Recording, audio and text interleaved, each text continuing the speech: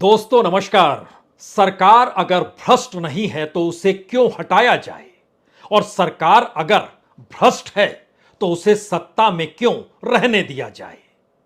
सरकार अगर करप्ट नहीं है तो फिर इस देश के भीतर में मौजूदा राजनीतिक सत्ता को आप क्लीन चिट दे सकते हैं, और सरकार अगर करप्ट है तो वो करप्ट कैसे है इसके लिए कोई जांच होनी तो चाहिए,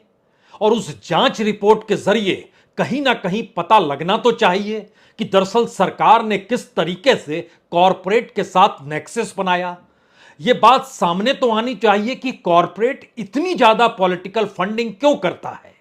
यह बात भी सामने आनी चाहिए इस देश के भीतर में एक एक करोड़ के कितने इलेक्ट्रॉल बॉन्ड किसने खरीदे, किस पॉलिटिकल पार्टी को दिए,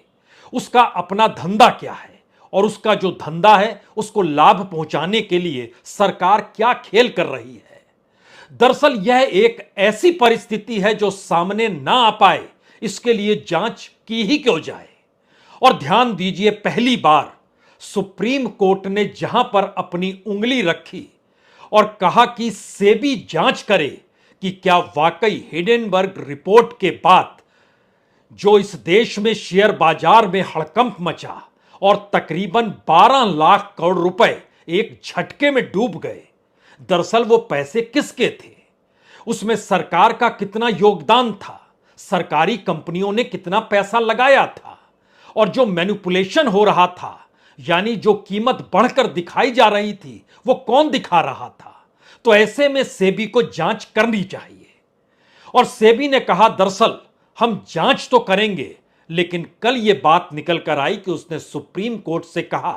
कि दरअसल 12 ट्रांजैक्शन संदेहास्पद तो लगते हैं, लेकिन एक सामान्य प्रक्रिया में अगर इसकी जांच हो जाए तो 15 महीने का वक्त लगेगा, लेकिन हम बहुत तेजी से काम करेंगे, हमें 6 महीने का वक्त आप दे डालिए। 6 महीने के वक्त का मतलब है जो मियाद 2 मई को पूरी हो रही है वह 2 नवंबर को पूरी हो,